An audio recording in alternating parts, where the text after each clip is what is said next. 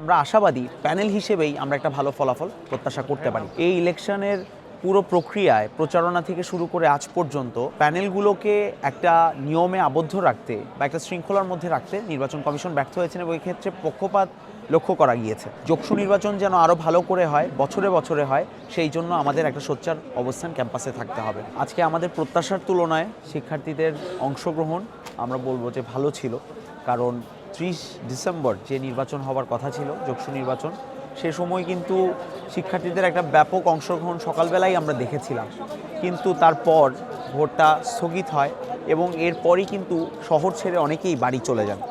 এর পরপরই 6 জানুয়ারি নির্বাচনে যে এত সংখ্যক মানুষ উপস্থিত হয়েছেন, এটা নিয়ে আমরা আশাবাদী। শিক্ষার্থীরা এখনও এই গণতান্ত্রিক প্রক্রিয়ার উপরে আস্থা রাখছেন এবং আমরা দেখেছি যে কিছু বিচ্ছিন্ন ঘটনা ছাড়া ওভারঅল আমাদের যৌক্তিক নির্বাচনে আজকের যে ঘটনাগুলো, এগুলো পুরো ছাত্র সমাজের কাছেই এবং অন্যান্য ক্যাম্পাসের যে ছাত্র সংসদ নির্বাচন হয়েছে তার সাথে তুলনা করলে একটা দৃষ্টান্ত হয়ে থাকবে। কারণ আমরা দেখেছি যে ছোট ছোট কিছু নিয়মভঙ্গের ঘটনা ছাড়া কোনো ধরনের বিশেষ ম্যানুফ্যাকচারিং বা আমরা যদি বলি ইঞ্জিনিয়ারিং, কোনো কিছুই কিন্তু ওভাবে করে হয়নি, বরং প্রত্যেকটা প্যানেল থেকেই সহযোগিতামূলক আচরণ আমরা লক্ষ্য করেছি।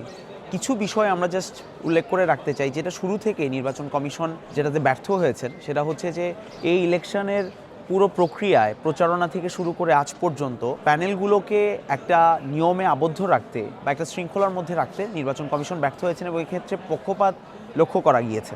ফলে আমরা একদম সম্পূর্ণ পক্ষপাতহীন নির্বাচন শুরু থেকে পেয়েছি এটা বলছি না, কিন্তু অন্য যে কোনো সময়ের তুলনায় এই নির্বাচন আমাদের কাছে একটা ভালো দৃষ্টান্ত বলেই আমরা বলতে পারি।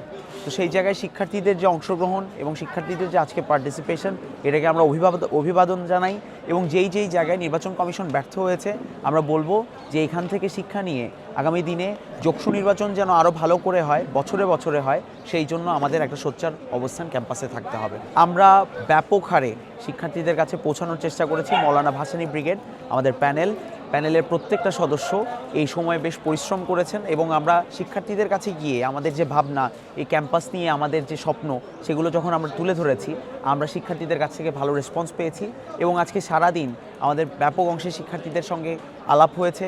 তারা বলেছেন, তারা ভোট দিয়েছেন, তারা তাদের সমর্থন জানিয়েছেন। ফলে আমরা আশাবাদী প্যানেল হিসেবেই আমরা একটা ভালো ফলাফল প্রত্যাশা করতে পারি।